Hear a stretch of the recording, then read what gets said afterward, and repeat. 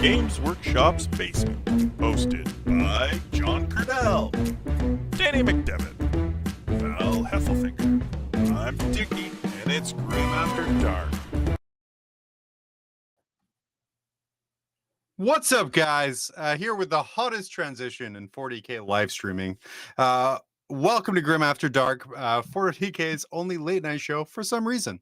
My name is John. I'm back behind the desk. I cannot talk for whatever reason, but I'm ready to misinform, annoy, and talk about the goings on in the world of Warhammer.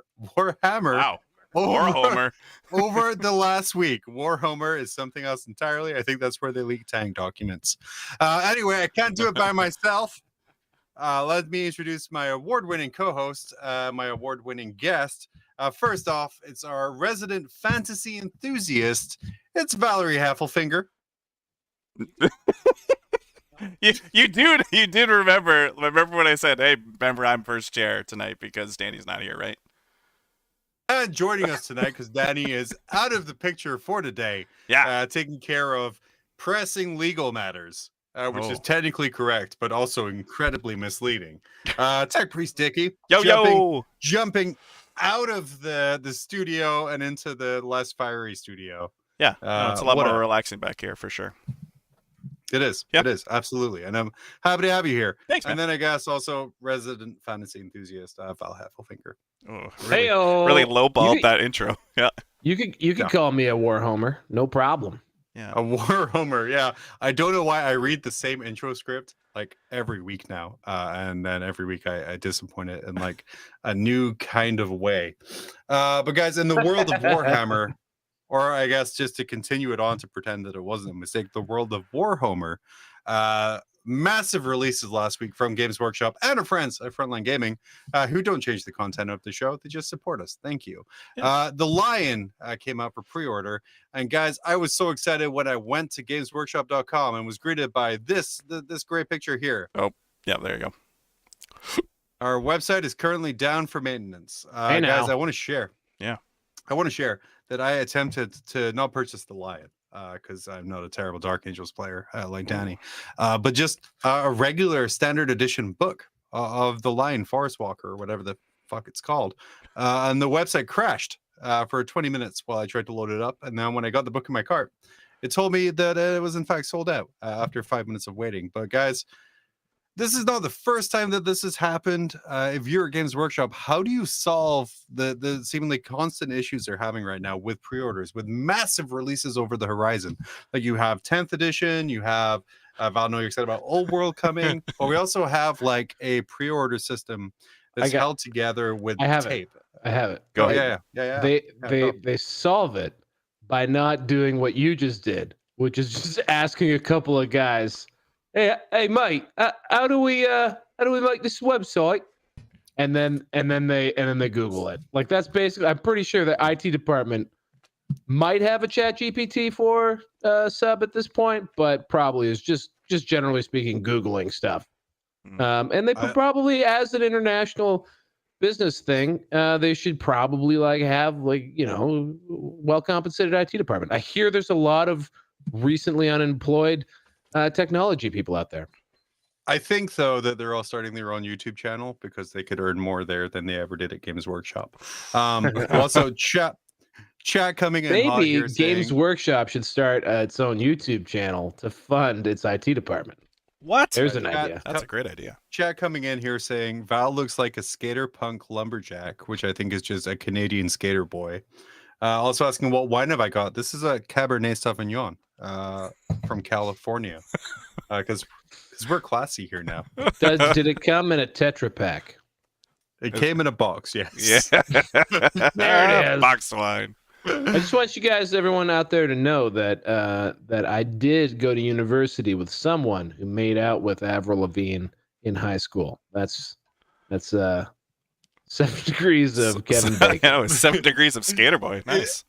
Is that your way of telling us that you made out with Avril Lavigne in high school? Oh, it's like, no, it was me. I was the person that did that. No, sir, I did not go to a high school in Napanee, Ontario, unfortunately. That was not me. It's not a real You may or town. may not have played Warhammer, too, now that I think about it. Wow. Well, This is deep cut. Deep cut. Deep But cut. do you think these are things like, how are they going to fix this for kind of 10th edition here? Because again, this is something, it's not the first time we're seeing this. This is not the first time that I've tried to buy something. Like, say, for example, if your GW and your idea of IT support is maybe just Googling things, and they come across this podcast, what are you telling them to do to get ready for 10th? Hire professionals. Also, hire professionals. Hire professionals. Hire professionals. Hire professionals. Professionals, skilled people with talent cost money. That's a problem that they keep running into, but that's all right. We love them, right? We love those rascals out there, just those plucky corporate guys trying to make a little business. cheap. After Just doing today's their show, best. it's going to be a tough one to love, but yeah, it's going to That's be a fair. dicey one. That's Yeah. fair. I will say probably be helpful not to send like a copy of the Lion model to literally every single person with a Twitter account or a YouTube channel. That would probably increase the stock. I do though want to show this photo here real quick while we're talking about that. This would be Danny's version of the Lion that Games Workshop was kind enough to provide for us. And man, what a beautiful model! Which you should absolutely pre-order. Deathwing if colors? it was at all available. I had Deathwing colors. He did a great job in that coat. That green gradient is amazing. That purple sword, though, I want to know how he does that purple because I like that a lot. Base is a little too rimmed for my taste, but what can you do? I was gonna say, yeah, we don't usually rim here. I like We're he very even went into the anti-rimming. weathering too, like on the bottom of his boots. He's got a bit of weathering on those little Ewok guys. They have some weathering on their cloaks. Yeah, nice. I think they're called Jawas. Oh, Is right. the official term. Yeah. If you can't see, by the way, right here, Dickie put up a. Well, let me make it look like I'm actually here. I'm just waiting put for it up to a go little- down still. Is that a live counter? It's live. It's actual live counter. Yeah. Live count. It's a live Okay. counter of our subs. Dickie's excited for us to hit 3,000 subscribers on the channel. Yeah. Val and I are patiently waiting for the number to drop live on here. What? We're gonna see who's gonna win. So 2942. Does something happen if by some miracle we were to crest through the 3,000 sub mark yeah, today? you're gonna play 40K, Val. What? For 3,000 subs? Yeah, that's what you're doing. Sorry, bud. Actually, I got some takes. I got some hot takes for 10th. For- We're gonna for get 10th? to that. I got slides prepared specifically off of your Twitter. But anyway, we weren't the only ones to receive these preview copies of the models, and also a great version of Dante that I have that I can't wait to unwrap and assemble and paint. But Good thank old you Dante. anyway. Those great models. Fohammer here on Twitter also received this model, but they did say, please help. I'm sorry at Warhammer, who kindly sent me an advanced line and retinue. I'm sure you can see the attempt at the Doctor Doom color scheme, but the Vallejo liquid mask I used will not come off. Any removal tips? So, on that, what advice would Games Workshop give that person as to how to properly remove a Vallejo product from their brand new preview miniature? call the ICE hotline. What, immigration services? It seems extreme. Yeah, that's pretty extreme. Yes. Hey, I don't know. Okay, yeah. Fair. Well, they would just ask him to buy a new one, or here you can buy one at the web store that's broken currently, right?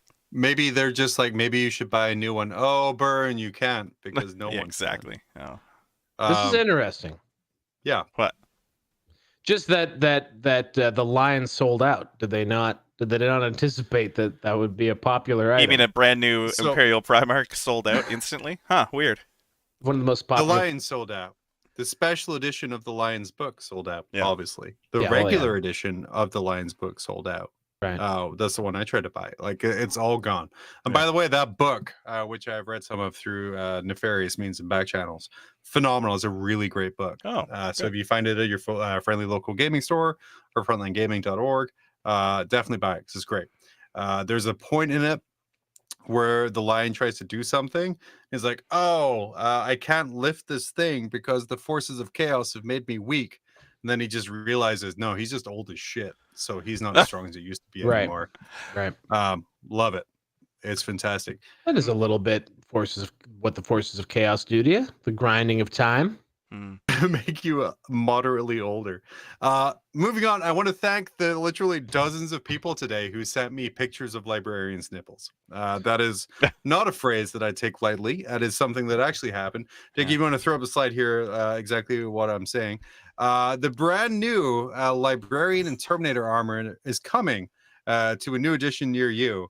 People very focused on the nipples of this armor. Guys, what are your takes on this Librarian? Those are some thick eraser nipples. Those are fantastic. I'm not nipple shaming at all. I'm glad that Terminator is going tops off. Mm-hmm. That's nice. Those are great. They're a little low, but so are mine. I was gonna say, you think people who complain about the proportions of the Terminators still think that's where nipples sit on the human body? Great. We're gonna have someone come on and comment on the show that they're not nipples. They're actually in canon. That they're power module flux capacitors or something. I don't know. Yeah, they are though. They quite clearly are. They're the same. Yeah. They're the same things that are on his what do they call that? The psychic hood. Oh, well done. We're all born with flux capacitor psychic things. It's just a part of who we are. Do you guys think the Magnus the Red, his nipple horns indicate that the bigger the nipple, the more powerful the psyker? Bigger psychic potential, man. Yeah, for sure. Because Magnus, he's like cutting glass. This guy here, just a little excited. I mean, those are large proportionally. I mean, it's Terminator nipples, Terminator nipples, if you will. And just think of the glass that the Emperor could probably cut with his nips. Huh. Terminator, Space Marines have nipples, right? We've assumed they have nipples, unlike orcs. We assume. Yeah. Yeah. Wait, do orcs not have nipples? I'm pretty sure that one with Did they have nipples? They didn't have a. They didn't have nipples. They didn't have a wiener, but I know they had nipples. Okay. I mean, neither group would have any need for nipples, nor do males in general. But yeah. Now I need to do a little short, and Dickie, you're going to be happy to hear that. Where I just take that bit from like Meet the Fockers, where like Robert De Niro's like, "I have nipples, Greg. Can you milk me?" But I'm just going to put the Librarian over that, and then instead of Greg, it'll be like Gulliman. That's very good. I like that. Like, that's really good. Yeah, we're working behind it. So that is the brand new Librarian model. Wait, did our sub count go up? Did our sub count go up? No, no. We haven't budged, but we didn't go down, so that's a victory too. Cool. Yeah. No, I thought we might have been at 29:41 when we started. Sorry, guys. If anyone subs, I will be so mad because for this next hour, I want it just to stay consistent and so we can be as disappointing as possible. I would assume, though, we're going to see a lot of redo of characters in Terminator armor. So if you're holding on to the special edition chaplains, sell them on eBay now because I guarantee that a chaplain more in scale with new Terminators is going to be coming. But not Drago. I will say, not Drago. No. No, that guy's just a little champ. Yep. I mean, moving on. Lost in my not super supportive of the new Terminators was the fact that I may have referenced that I would be excited for new Grey Knights. So clearly this does open that door. Nice. I do like the fist that has the fist storm bolter, so it's kind of similar to the Grey Knights. Go back out there. Enhance. Oh, 1 sec. Don't enhance on the nipple though, because that's gonna enhance from the YouTube. Oh yeah, it's under the chat bubble. That. Yeah, I'm a big fan of the wrist. Grey Knights confirmed. Grey Knights confirmed. Yeah, there you go. Grey Knights confirmed. Give me a Force Halberd that's 8 foot tall. But back in the here and now, Val, I know you love talking about the game of Warhammer 40,000. So we have this here from the best place for competitive 40K news, the competitive 40K Facebook page, saying the final FAQ is up. What the fuck? Dickie, Val, are you guys surprised to see an FAQ? I know they said they would do it every 3 months, but they also just announced a new edition. Are you surprised to see something so late in the game from GW? No. People are still playing, right? Yeah. I mean, folks are still going to tournaments, I assume. I'm glad they're continuing to support this this thing all the way to the end. I think it's a good thing. Did anything cool happen? Yeah. Dark Angels got like nerfed to fuck. Like they got distract. It Mm-hmm. was great. I love it. Danny's not happy about it. I had a whole slide of jokes I wanted to make to him about it, but sadly Oh he no, is our number went down. taking care of Pacific legal matters. Person, Incredible. thank you for unsubscribing. Oh, Perfect. I was gonna jokingly do that, and then I didn't. So that means someone genuinely did. Oh, it's back up. No, I it's- just went to the. I went to the. Oh, you're sure. I just actually watched it. I watched because chat. In case you don't know this, you're a little bit behind us. So I went to the YouTube feed and I watched physically watched it go down. roll back in Oh. real time. And it's back! Yeah, we're you back. coward. Oh, this Coward. is gonna be good. Unsubscribe. This is gonna be good. I like it. I will say though, guys, why would anyone even spend time discussing 9th edition changes when we're on the cusp of 10th and so many exciting things are happening? It's tough. It's really tough to play a game when you know that there's a brand new shiny unboxed game that's coming out. I guess we're going to see something in a couple of weeks because of Warhammer Fest, right? Yeah, Warhammer Fest. Yeah. They're going to be doing the preview of like the box there. Absolutely. It's really tough. I'm going to be honest. Yeah. It's tough. It's really hard to care about. Oh, sorry. Oh, we got a Sorry, call. one What was second. that? Okay. Yeah. Yeah. Yeah. Like, so I read the contract, but still like 2 months time. Okay. Muchas gracias. Lo siento. Spanish. Oh. Guys, I really want to point out that if you want to go to this next slide I just whipped up here, Dickie. Yeah. This Wednesday on Signals from the Front Line, you could Whoa. read everything about the latest 9th edition data slate. Ooh. Wow. As Kicker, Seth, and Scary break down all the exciting news. I mean, who isn't excited about 9th edition 40K right now? One waiting. There's one person waiting. God, notify me. Yeah. Make that 2 people. Let me know when that one's happening. Oh, Heck it's yeah. tomorrow. Dude, yeah, thank you. By tomorrow, I mean Wednesday. I was actually just thinking back a little bit because the edition changes that I've like really have been participated in would have been like 7th to 8th, which occurred as like they literally just dumped gasoline all over 7th edition and lit it on fire. Yeah. But they also was that when Battle Company happened? No, Battle Company was was that? all through 7th edition, and then at the end, that's when Yanari happened. Gilliman sucked actually when he dropped. Carl. But yeah, you had all those guys really sucked. It was just Yanari that was like amazing. But anywho, so that like drove everyone out of the game, I think, for the most part. And then though, the 8th to 9th transition was kind of during COVID. So we didn't have a chance to be bored when they telegraphed the fact that there's an edition change coming. Right, because like it's not like anyone was actually playing. Whereas not like you were saying, we have active tournaments. This last weekend we had a GW Open. Yep. Every week more and more GTs are happening. Where was the GW Open? I forget. I read a Goonhammer article that angered me greatly today about it. They interviewed some guy who was playing like 2 Astraeus super heavy tanks and sick. a Thunderhawk gunship. Jeez. You can fit all that into 2,000 points? Yeah. Why isn't everyone doing that? But like, you know that meme where you have like the guy who's like shaking up the champagne bottle and yelling and screaming at everyone, and it zooms out and he's in like 10th place? Usually 3rd place, but yeah. That was the entire article. He went 3 and 5. He just got interviewed because he had a cool list. But then he was like, when you read his description of the list, it was like, what if I just exploited all of the rules in the game right now? And then if people say that that's bad, I just tell them that they're not being fun.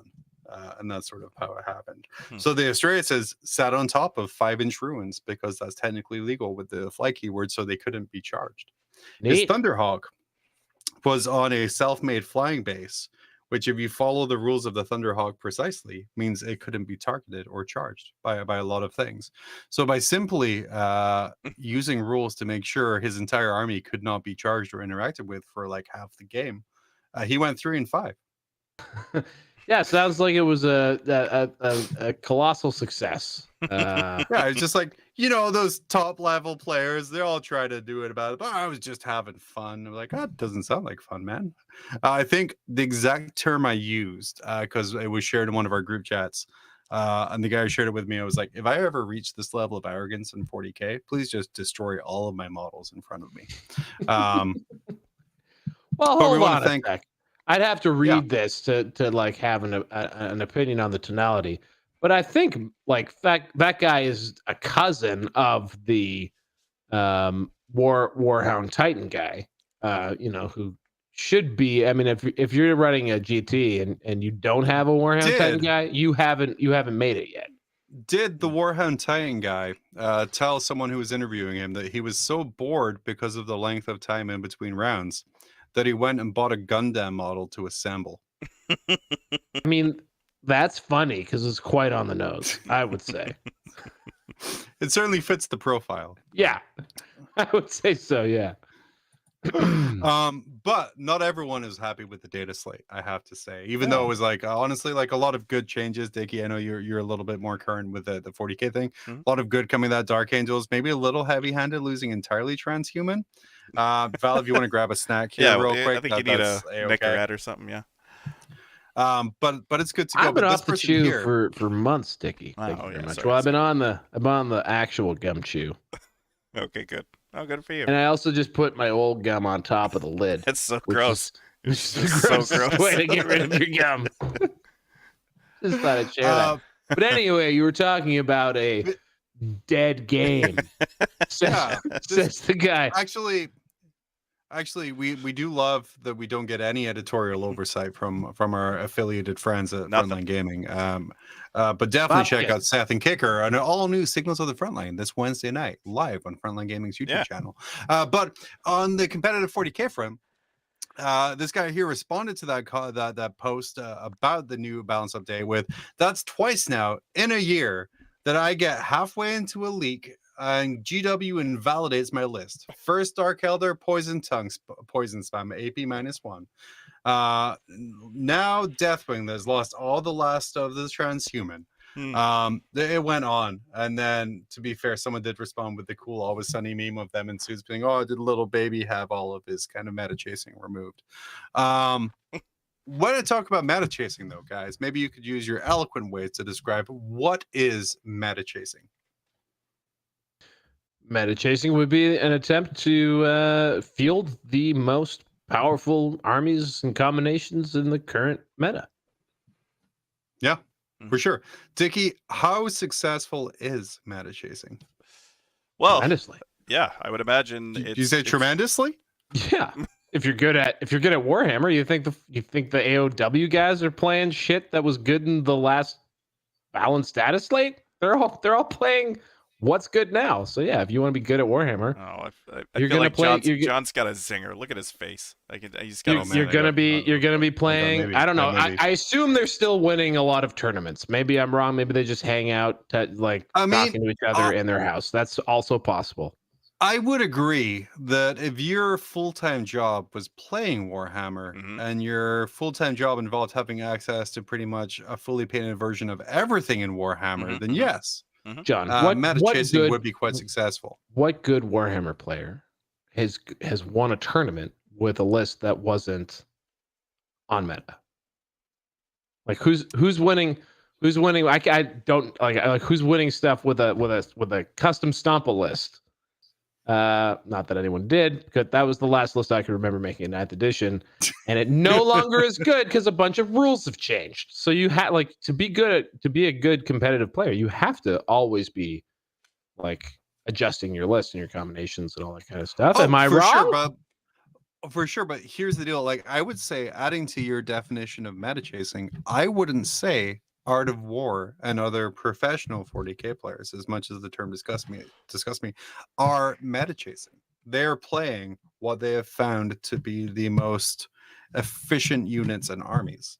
I would say meta chasing is the people like the chum in their wake that follow behind and kind of gobble up. And they say oh, Lennon's on stream and he's playing this for Chaos Knights, so I'm going to go and buy all of this for Chaos Knights. and then that's going to be my army.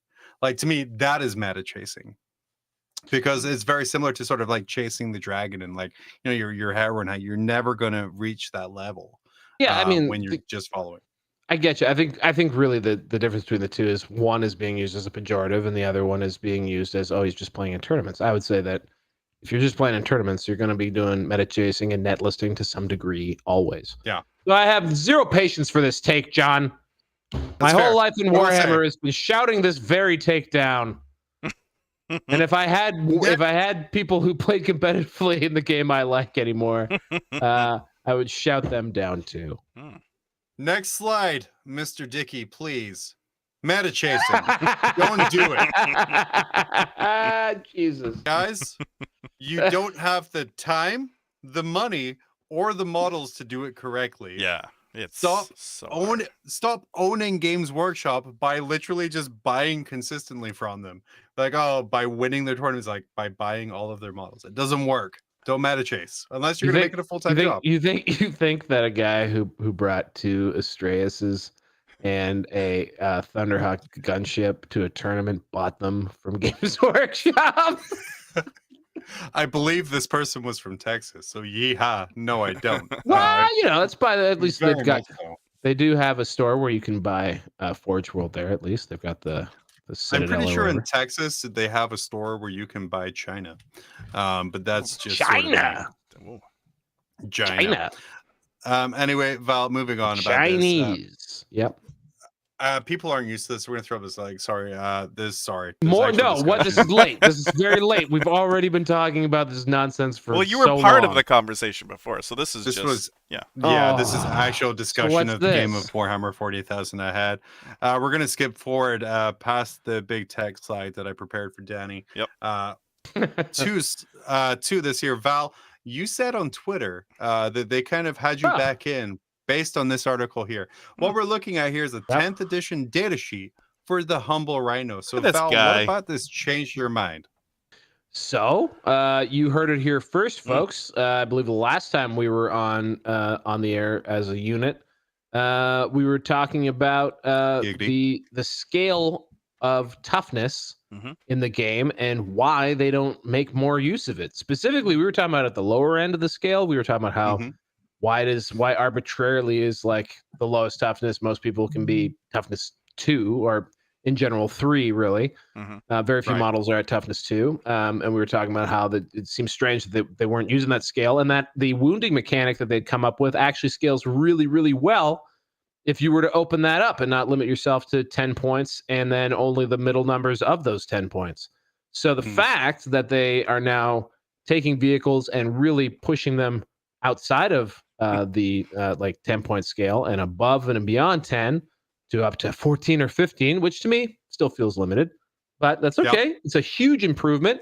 It means what that means now is that you're going to get specializations in weapons. When I was playing 40K, I'm sure to an extent this is still the case.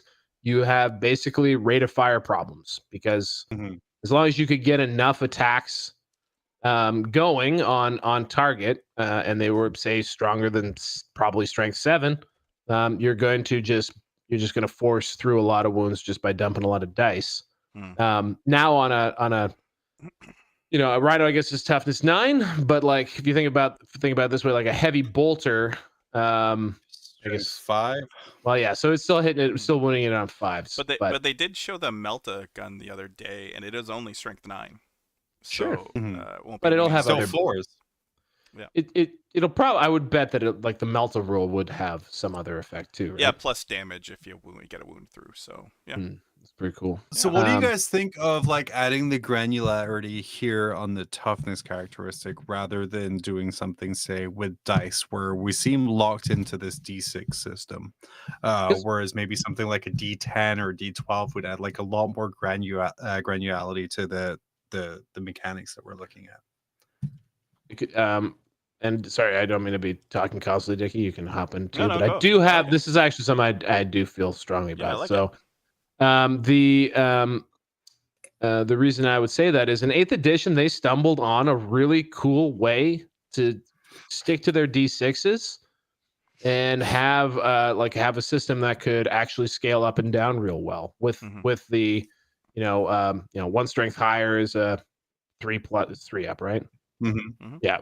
Anyway, and then double is a 2 up, and then the reverse. That actually works really well. But what they didn't do was change their philosophy around how they build their stat lines. So they kept their stat lines kind of limited to that toughness 3 to 8 range for whatever reason. And as a result, they lost the really cool thing that they had unlocked with their mechanic because they didn't really adjust how they scaled the units on their stat cards. Now that they're fixing that, that really opens this game. It's like legitimately, I think, is very, very big deal. Because you're going to have anti-infantry versus anti-vehicular stuff. Are and we that concerned that we're going to have the night problem that we have? I think it was in 7th we had a night problem. Are we worried that this is going to be a night problem again? Well, like it says to me, so as like I would say right now, Chaos Knights is my main army and has been for like a year and a half or so. Yeah. And like looking at like a toughness 9 Rhino makes me like, oh, maybe my War Dogs are going to be toughness 9 or 10. Yeah. And then War Dogs will be way higher. Yeah, and then like even like the big knights, so kind of like or even the massive knights are going to be even higher. But I think all it means is you're going to have to focus sort of more. Like this unit is anti-troop, this unit is anti-tank, and you have to have a good mix. You can't just do like Val was saying, like a whole bunch of guns that you're just gonna drown it in shots and kind of call it good.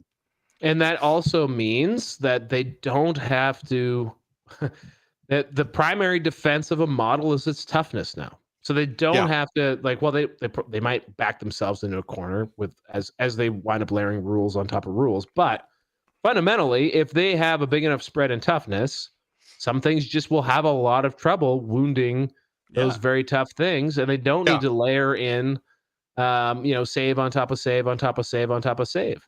They can hopefully strip out a bit of that, so you do get a bit more of a hit translate into a wound, maybe a save, and that's that. Like rather than a bunch of shit having to go down after the hit and the wound.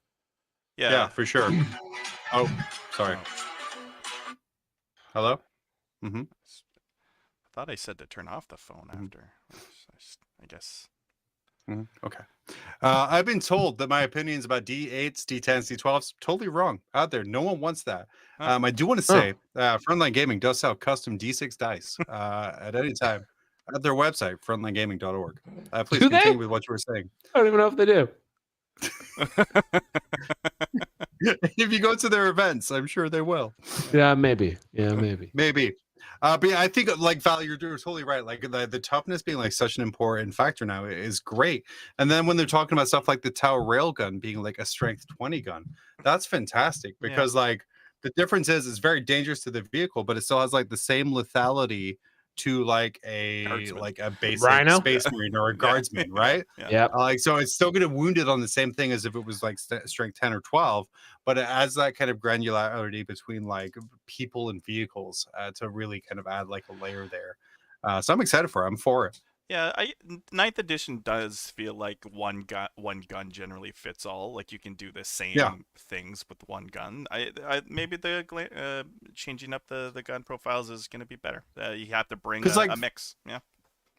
For me, like in 9th edition, pre-Armor of Contempt, like my Chaos Knight list was how many chain cannons can I fit in? And it wasn't because it's a great gun. It's because I can get X amount of shots off every turn, and that's too many dice for you to roll to defend against. Yeah. And like I don't think that's a good place for the game to be at.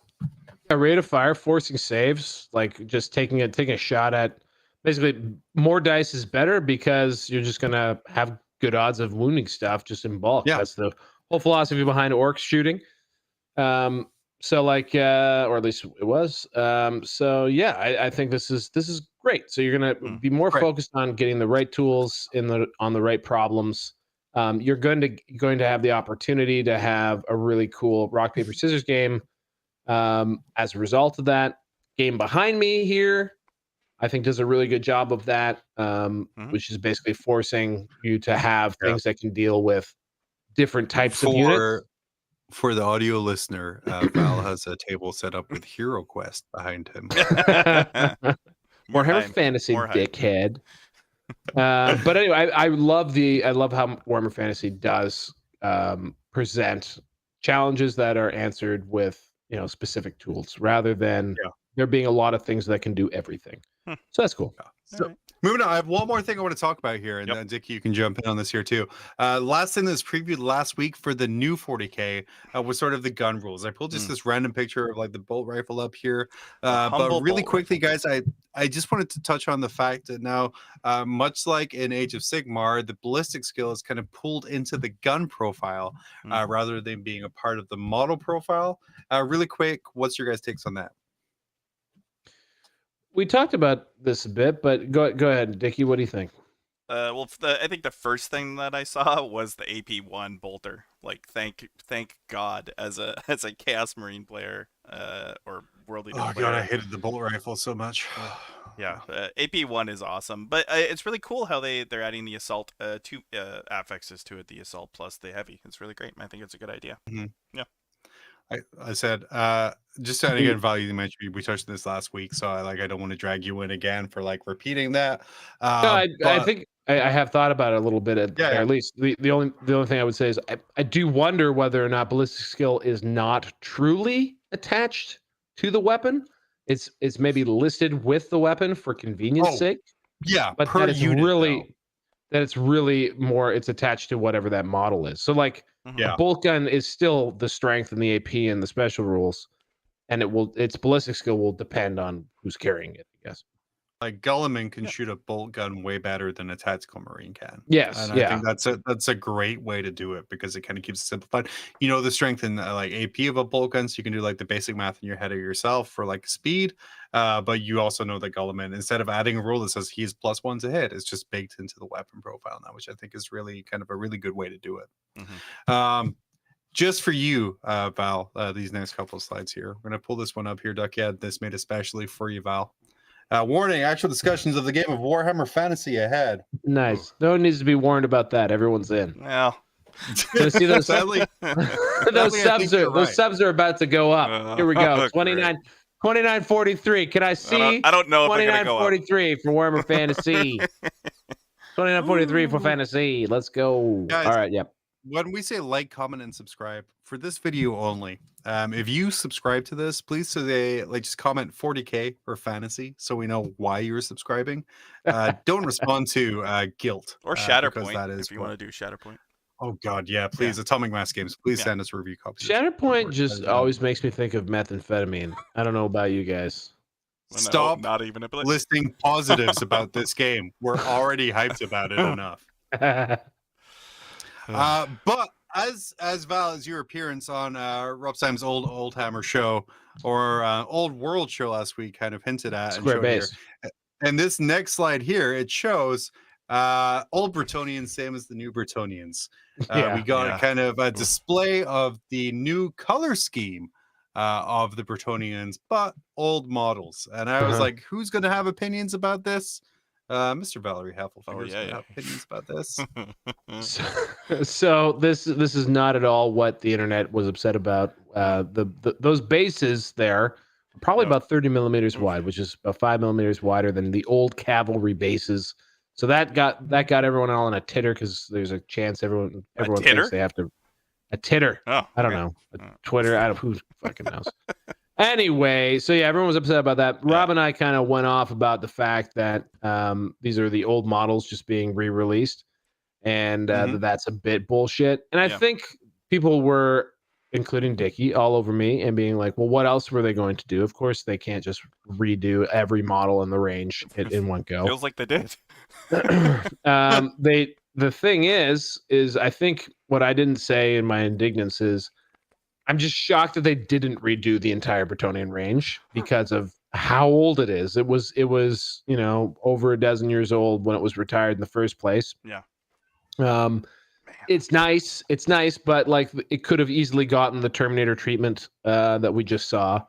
And although they have announced new sculpts for obviously the launch for Bretonnians, the things that were shown in that article are basically all of the core units or troop units of Bretonnia. Right. Yeah. Like those are things that everyone's going to need, and it's going to be the old models, and that's kind of lame to me. Yeah.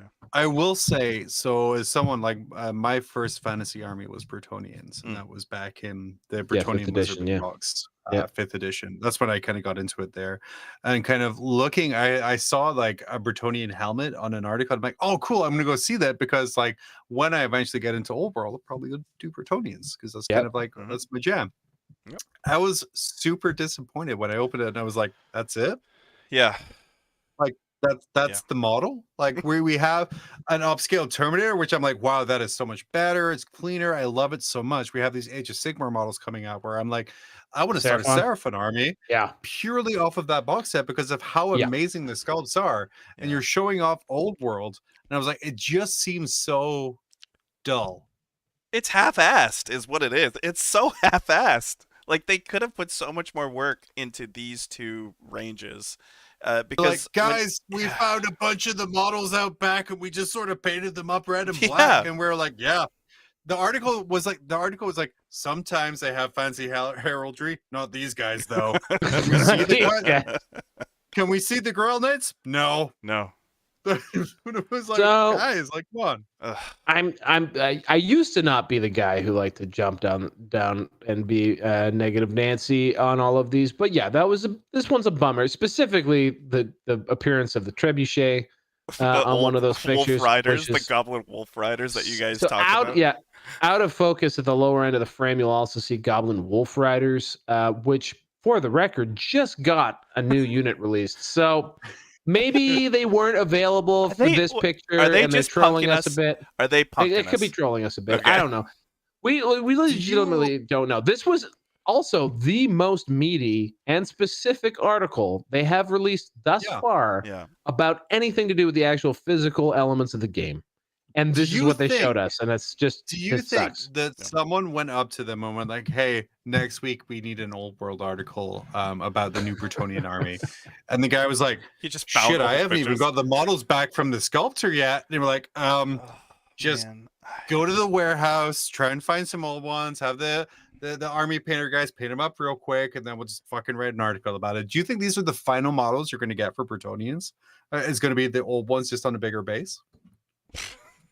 That's what they said in the article. That's what they said in the article. Yes, that's what we're getting. There's a saying. If someone shows you who they are, believe them. And oh my God, they did that. So yeah, I don't know what else. How are you gonna feel when the Old World starter set is just the 5th edition starter set again, Bro, but just with slightly bigger Rob bases? Rob and I would not even have entertained the concept like a week ago. Yeah, I would not like, and I was shouting at like Dickie knows this. Like, arguing with each other.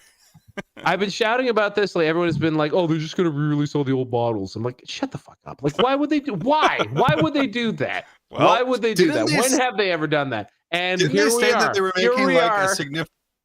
We're wondering, are they just going to in the friggin' launch box that's going to be limited edition and 1993 Knights fucking kill? Jeez, Louise, man, why? So anyway, the line I said was that what this is actually a incredible gift to our friends in the 3D printing STL business. And that's what it is, because you can put these sculpts against the stuff that Highland Miniatures, the stuff that Lost Kingdom Miniatures, and others have done specifically just with Bretonians. And it's not even a comparison. And what that makes me sad about is that it also will suddenly make Kill it, the game. I think, less lucrative immediately. Mm-hmm. Do you think that these are just sort of placeholder units, though, where they're like, guys, we screwed up our timeline. We want to release this time, not this but article. We don't have the units ready. Like Val said, this is the first article that they actually gave us information and showed models. You would think that they would have showed actual new models. No, okay. So I could be wrong. Like I've been hearing from a couple different places and seeing from a couple different places for a long time that the launch box is Tomb Kings versus Bretonia. So that has been a pretty consistent rumor for a long time. So there's a chance that's wrong, right? Like that could be true. It could be wrong. A chance that the launch box represents 200 points per side? Yeah. And it's just like, one old unit of Bretonian Knights and a box of skeletons. Or Oh, those old Tomb Guard I skeletons. don't even know, Those man. old Tomb King Like, skeletons. if the old Tomb King skellies, which were great in their day, but have just the fattest spears, and they're just very derpy at this point. But Sausage great in their fingers. day. Yeah. I just really hope those aren't the models, because I had an opportunity to buy some of those I'm a while back excited. for a reasonable price, and I said no, because there's no way in hell those will be the models in a couple months. And now look at us. Look at us now. Look at us now. I'm excited for GW's head of Old World to sit there and be like, "Yeah, you wanted this game, didn't you, you bitch? Yeah, you're gonna get this game." Oh no! We just You lost, wanna- we just lost somebody over this conversation. Son of a bitch. Oh, Well, 5,000 people enjoyed this chat over on the Honest Wargamer. Check It's a us great out. chat. Yeah. yeah. Let's move on real quick. And the last thing I want to say about this here, hopefully getting us down to 2940. God, please. You sons of bitches. The article did say so. Now all 20 millimeter bases have been replaced with 25 millimeter bases. yeah. Most, but not all 25 millimeter and 25 to 50 millimeter bases have been replaced with new size bases. Yeah. Val, as someone who knows literally nothing about 40K or fantasy, what does this mean to you? Well, this is the equivalent of when Space Marines moved from 25s to 32s.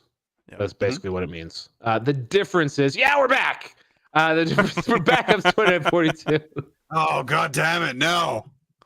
The difference is, of course, that in fantasy you can fudge this pretty easily. The footprint of the model isn't as important as the footprint of the unit. Yeah. So a lot of people have been pointing out correctly that you don't have to rebase your entire army if 20 millimeter goes out of fashion. You just have to Widen have the movement tray. Yeah, exactly. Placeholder. You can Yeah, space just them have to differently. Space them. Yeah. Or, like I'm sure over time, most people will rebase. But like, that's not something anyone would need to run out and do. No, for sure. So my next question was, how big of a deal is this? It turns out not very much. To some this people, next, it's a big deal. And, Yeah. and the most interesting criticism I've seen out there so far about this is that it basically going forward. So like for any new stuff, like new people getting into the game or whatever, it kind of eliminates the opportunity for backwards compatibility, because it's easy to go bigger. It's impossible to go smaller. Yeah, and smart. How does this affect your WAP? Do you think WAP's going to change to take a bigger kind of unit? Yeah, probably. It's fair. Yeah. It is a completely it's completely crowd. Well, it's Matthias Eliasson, or what I believe his name is, who writes it. And if the wind is blowing in the direction of larger bases, then I'm sure he'll adjust his rules accordingly. Chat's jumping in here saying, didn't they say the models are going to be bigger and that's why they are increasing the size? Out of your Bretonian cavalry, they're not. If you're not Bretonians, That's- you're the same exact size. Yeah. You're just going to have a little bit more space for that Citadel basing paint, which is available from frontlinegaming.org. Next up here is some advice. I have this Downey's advice corner, but guys, you're going to have to fill it on the fly. Ooh, that's tough. This person here on the Chaos Demon group said, okay, I had a game against Imperial Guard last night with that banner. Got shot off the table. It's my first time against it. Anyone had any joy against it? A very hard drop for my Khorne demons. Killed 2 full wounded bloodthirsters in 1 turn. They can ignore cap wounds and feel no pains. Auto wounds on 5+, 6s hit plus mortal wounds on 6s. Reroll everything. Bonkers. A real point and click army. Any tips? Guys, any tips? I will say from the picture, it does look like a terrible Khorne army. That was my point, but I mean, so Guard did get dropped a bit with the data slate stuff, so they won't be able to shoot 1 million units with that or mortal wound stuff anymore. So that's gone away. So they have gone down probably since this guy posted the article, and also maybe the list could be refined a bit. Is my nice way of saying it. Yeah. Your list is awful, man. Yeah, you have 4 giant monsters. You have Scarbrand. You have 2 Bloodthirsters, and you also have what's his face, the little bitchy first demon prince guy. Oh, that's that like Bellacor's not it. Whoa. Let's be nice. Let's be nice to Be'lakor. Yeah. But that's like 3/4 of your army, and you're going up in a meta where stuff's getting shot off the table. So you're like, you know what? Yeah. If I have less units, I'll have a longer lunch break. Yeah. Chat coming in with tips. Get good. Get good. Yeah. Like, Hey, thanks. Val, how would Yeah. you coach this person through as the only professional 40K coach on the Grim After Dark staff? I coach them to play a different game for a little while, and then at That the beginning list of the in next AOS edition, maybe would that probably list would be a work. bonkers good. Yeah. That list in AOS. Yeah, that would I will all say- be playable. Maybe that's what happened. Maybe they came over from Yeah. AOS. Guys, if you sign up, if you go to grimafterdark.com, go to our Patreon, sign up with a $10 tier, Val will send you a personalized coaching video that says, just Play fucking something- quit. Just Just take play, 2 just weeks play off, Warhammer Fantasy Take 2 weeks off, then quit. It's, Just quit. in your car. Yeah. Oh. Hey guys, look, that list I looked at. See, this is oh man, I can't remember the word that Rob used, but he introduced me to a concept that's very fantastic. But that's a list that you kind of Bonkers. look at and you think to yourself, "Oh, that looks like fun," and then there's no fun to be had at all No, because it all dies. That's like literally all of the lists I make in 40K where I'm like, yeah, I'm going to take this and this is going to be so much fun. And then you just get tabled in 20 minutes and then you sit sad for 2 hours while your friends play. That's what that list is. Yeah. So yeah, I guess our positive coaching advice would be like, let's go back to army construction. What does a unit really do? What are your goals? What are your What are your goals? goals for this Yeah. list? That's tough. We have a lot of recursion. Anyway, moving on. Mhm. I found this one on Reddit here. This slide here has a picture of Horus comparing him to McDonald's fries, saying tall, blonde, and gorgeous. We have a Redemptor Dreadnought who's described as painfully thick. And Uh-huh. then we have what looks like Lorgar saying Lorgar. Oh man. Guys. I think that's a good bit. I like that. Please describe your favorite model like it was a McDonald's food item. My favorite model. Just for you, Val. I didn't limit that to just 40K. No, I heard you. I'm Yeah. probably gonna have to go with, obviously it would be a Stompa, and then Okay. after that, I can only think Big Mac, but that's not very funny or creative, and we're gonna lose subs if I keep talking. So, Dickie, do you have something funny to say? Yeah.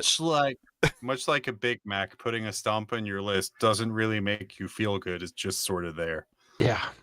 So Yeah. my order at McDonald's is generally just those cheeseburger guys. They're 220 or 220 or 235, and much like my A-bound, I just keep taking them. So I'll just keep ordering mini cheeseburgers, and gosh darn it, I'm happy. Are you trying to say How many that cheeseburgers? the elite units of corn, where 8 demons have been forged into the soul of a single warrior, Yep, double is the cheeseburger. equivalent of a $2 double cheeseburger from McDonald's? That's what I'm saying. That's what I'm saying. Oh, Hey, fuck, dude, Three per There's more box. skulls. sponsor us. McDonald's sponsor us, please. Are you actually make using Ollie that Griffin. microphone tonight? I am using that microphone tonight. Yeah, That's I've been using this microphone for literally like the last 5 weeks. Oh, okay, cool. It's working well. Yeah, good. Maybe a little too well. Oh, Moving on. This one here is from the Dungeons and Dragons Reddit group, which is Oh, no. 2 terms that we want to stay far away from. But it says, so my players won't play unless they are shirtless. It's Oh. uncomfortable and I don't know how to stop it. Tar- He says, Go ahead. so I have been playing this homebrew campaign in a sort of Conan the Barbarian setting. Most of my players are barbarians. It's been a blast, but at some point, one of my players said, it's time to get serious during a tough encounter and took off their shirt while screaming in rage. They proceeded to roll a natural 20 to the shock of everyone. Then one by one, the odds got really hyped and started taking off their shirts, screaming. They ended up winning the encounter. It was a funny moment, but ever since then, they have been calling themselves the Beef Brigade, refusing to play with their shirts on. I mean, it's cool that they want to get in character, but I don't really like this. Every time I tell them to not take off their shirts, they get upset. They all start to flex and tell me, tell me things like, you can't stifle the beef, or call me bad beef. I just don't know what to do or how to stop this. if anyone has dealt with a similar situation, I would love some advice. So I guess, guys, before I ask my 40K related questions, help this poor dungeon master. Tarps off, bud. Tarps off. Yeah. Join him. You can't beat him. Join him. It was what I would do. It's easy for you to say. You're a I'd fucking say- puppet. Yeah, I'd say go Winnie the Pooh. I'd say flip it on him. Take Oh, off the bottom.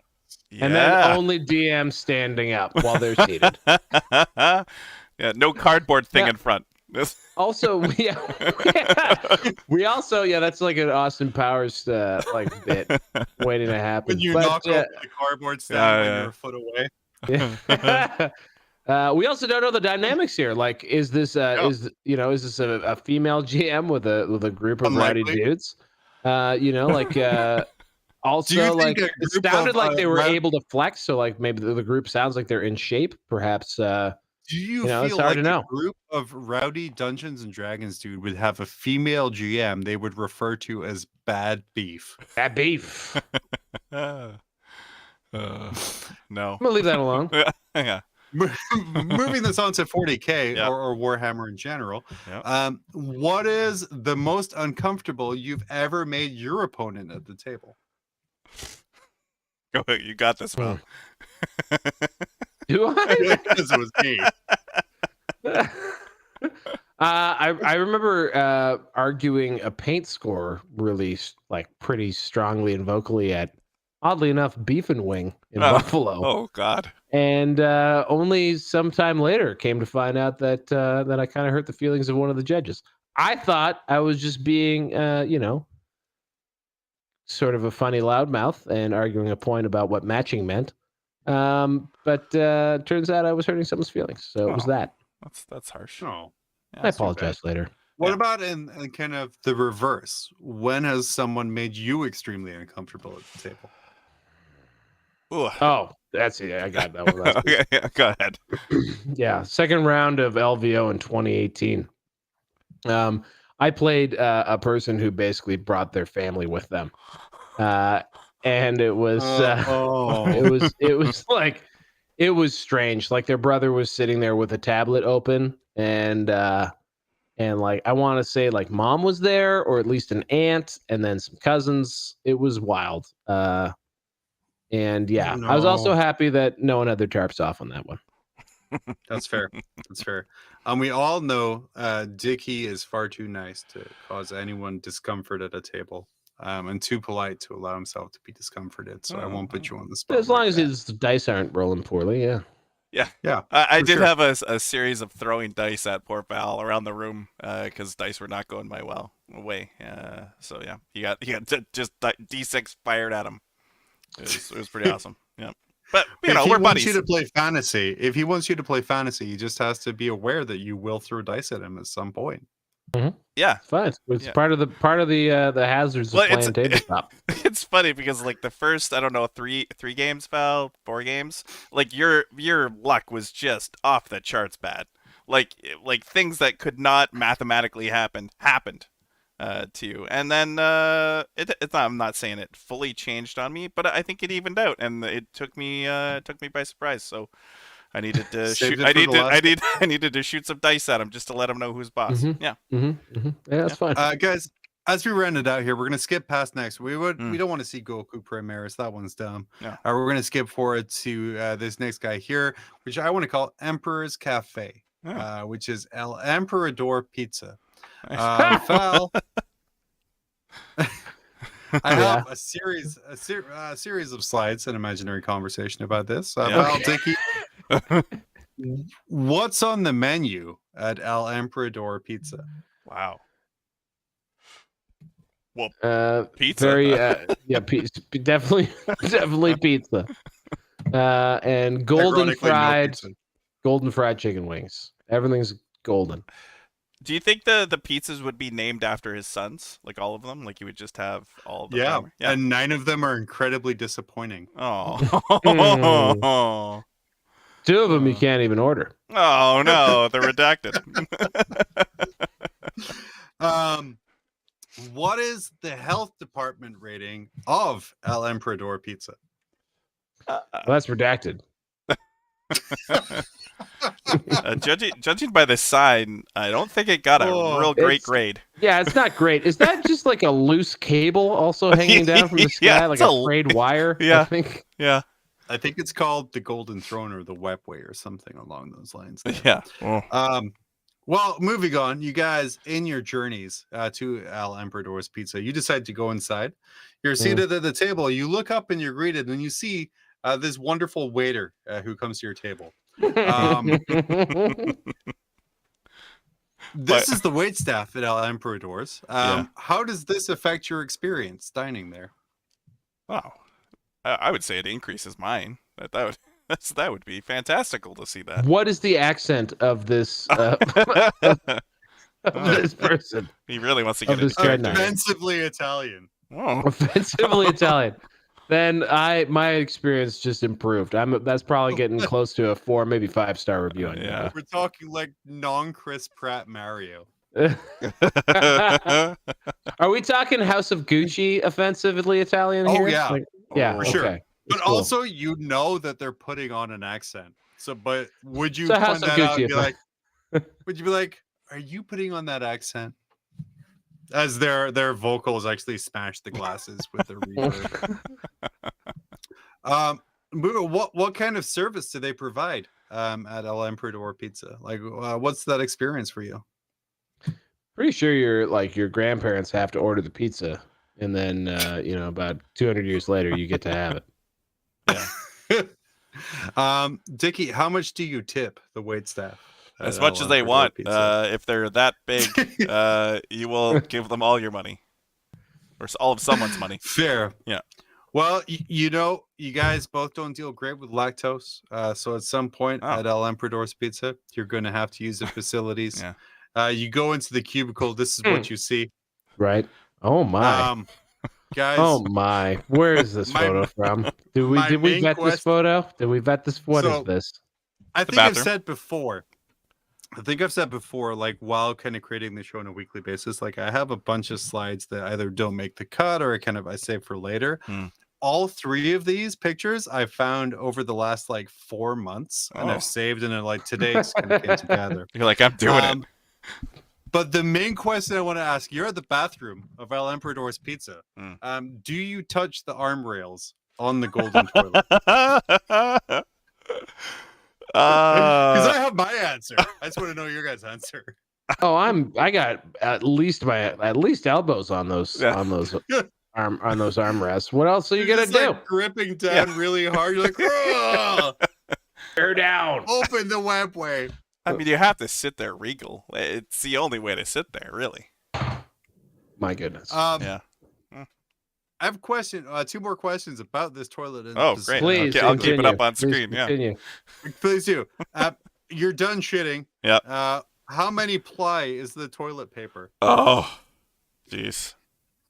Ooh, that's a tough call. Yeah. Is it like a 1 ply because the Emperor is cheap, or is it like a 3 ply because it's the Golden Throne? I feel like it would be made of like papyrus or something like that. It's the cardboard. It's the cardboardy textured paper. Oh, it's like an actual fabric. Like it's like wiping your butt with like dollar bills. Deeply uncomfortable and mostly illegal. Paper cuts. Yeah. Very expensive fabric. Is there an attendant in this bathroom? Oh. Yeah. Yeah, obviously. What? It's Henry Cavill. Oh. What's on Henry Cavill's tray? So your attendant carries the tray. He's offering you things. What's he offering you after shitting on the Golden Throne? Cologne. Some hand sanitizer, maybe. A script. Oh. Please, like, sir, please read this. I have this idea. Amazon's attached. They're interested, so Nick Horton can yell at us about being incorrect about it. Oh, New Bretonian models. Yes. Yeah, it's just new Bretonian. It's just the news. It's the rumored new Bretonian models. Yeah. Would you, Val, be comfortable taking new Bretonian models if they were only available in the cubicle containing the golden shitter? So there's absolutely poop particles in there. You're not allowed to wash it before you assemble it. Well, yeah, but it's brand new Bretonian Knights. dude. Come on, will that be the sketchiest model or thing I've ever assembled? Absolutely not. Oh, I'm not like UV light fucking inspecting anything I'm buying off of Facebook or weird email addresses that I have access to that I send away money to. I believe that's was that hosts at grimafterdark.com. Yeah, exactly. Yeah, amazing, beautiful guys. Lovely. That's all the time we have for tonight. wow. We've hit over an hour, but I did say we do have a Patreon. You can find it at grimafterdark.com to get there. We do have questions from our Patreons, but please, Val, please continue. Before we do that, can we just get one sub? Surely there's surely there's one person watching right now in chat that is not subscribed. There's got to be one, even just for like 5 minutes. The rest of the show, you can unclick it afterwards. Just give me. I was gonna say, let's just see this number go We up. went down twice and up For and up 1 twice. minute. Yeah. Just give us a minute of going up. That's all. It would make my evening at least. Joel I would Atkins? laugh. I'm gonna ask Boy. personally Joel Atkins in chat if you could unsubscribe. That would be Oh, fantastic. please don't do it. Don't do it. Oh no! Oh, come on. Come on. We Brutal. have here a rare topical question from Bitshammer here. If you were allowed to write Dark Angels, what would you do with the Fallen? Now that Lionel Johnson is scooting his way around on, I would assume, a mobility scooter.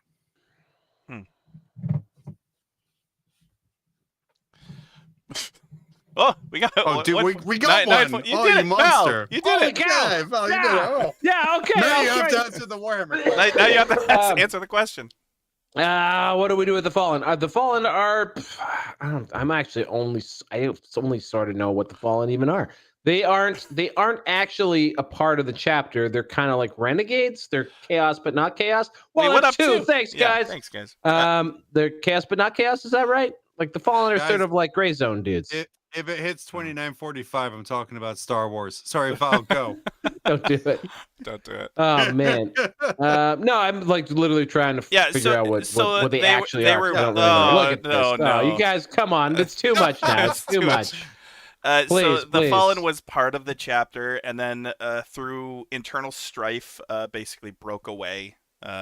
And that's why the Fallen are away. Then they had a coup. They went to the mountain or the Grok or wherever it is, and yeah, that's what happened. Why did the camera move? What were we doing?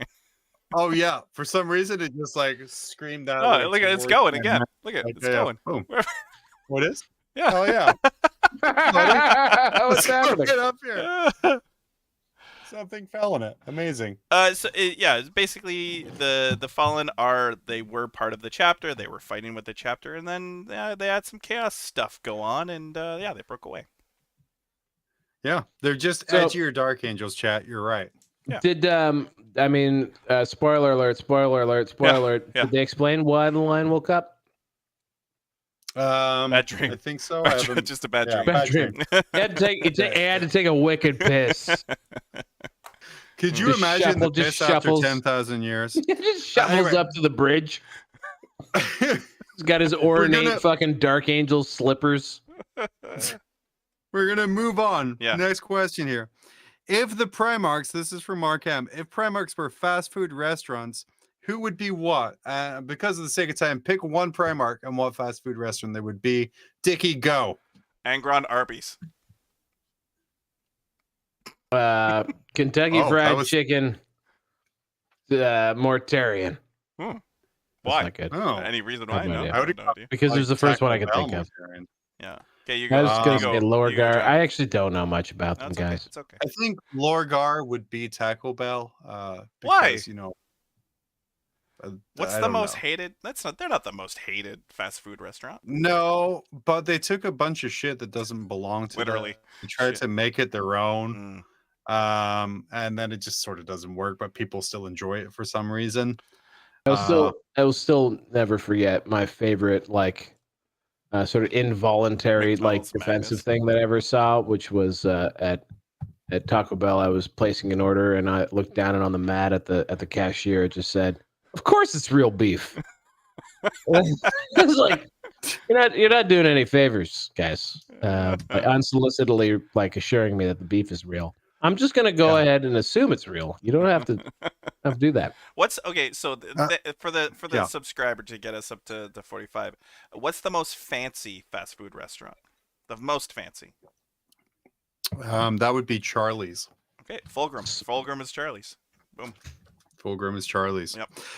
Moving on here. This question is for Danny. I feel I can answer it though. Yep. That's best breakfast option for the morning after you spent all day getting wasted on wine coolers at a tournament. As someone who does enjoy day one and then tries to figure out why he's 1 and 2 on day 2, I would say the greasier the better, buddy.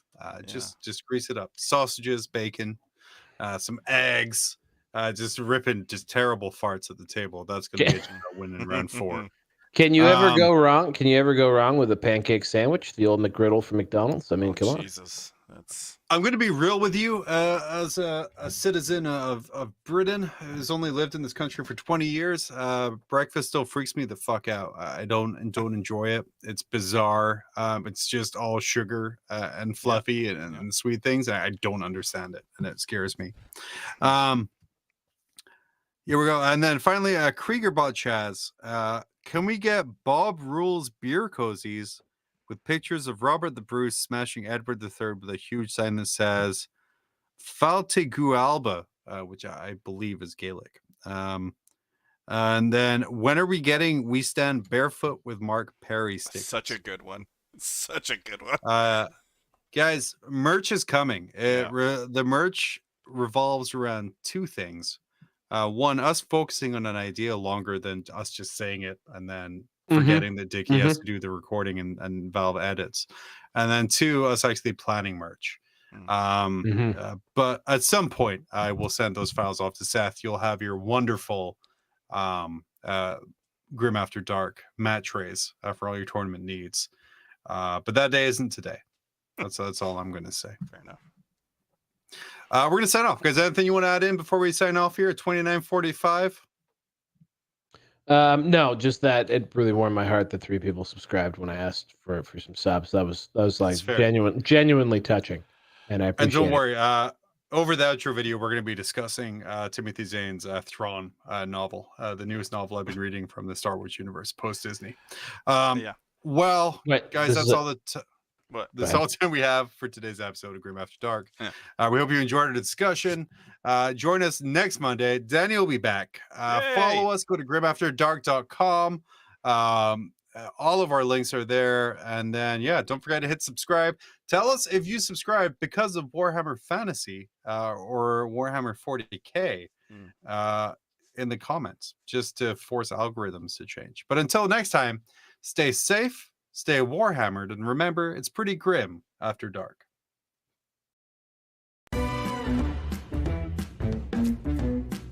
By Timothy Zane, which is sort of the newest post-Disney goats. They do this thing where Thrawn is Hold on. So Timothy's not. So he wrote the original Heir of the Empire series. Am I wrong? Yeah, he wrote the original series, really good. That was all scrapped after Disney bought, and they got rid of everything. But they had him rewrite it, so they reintroduced Thrawn. No. I subbed for AOS was in the chat. And it's super good, guys. If you read the first, I think it's Ascendancy, the first Thrawn novel, it's amazing. The character of Thrawn is just so freaking good. I love him so much. Unlike Rogue One, where they didn't have any character development whatsoever. Wow. Those 3 subs were really nice. I'm glad you had that conversation during the live show. You're great. Yeah. Thanks, back Dan. to 40. I heard we got a +1 on the Patreon as well. So hey, what a week, guys! Yeah, what a week! Yeah, thank you so much. That's awesome. You absolute fool. Yeah. As they say in Italy, thank you so much. Hey, Chris Pratt. Yeah, why no Super Mario jokes this week? You'd think that would be I really want to go see that, went, actually. I went to see it with the 4-year-old. He really enjoyed it. I enjoyed it too. It had some Oh, good did you? references. Yeah. The Peaches song seems to be going crazy. Oh yeah, people love Jack Black. Yeah, he's easy to love. Yeah. Apparently, it's Oscar nominatable. Peaches. Really? Which, if that won the Oscar for best song, I think I'd be happy. The movie, like my favorite part about the Mario movie, Seth Rogen does the voice of Donkey Kong, but he puts literally zero effort into it whatsoever. Well, I mean, It's just that's Seth Rogen. National the best treasure. part about it. All right. All right. Good night, everybody. Good night. All right, good night.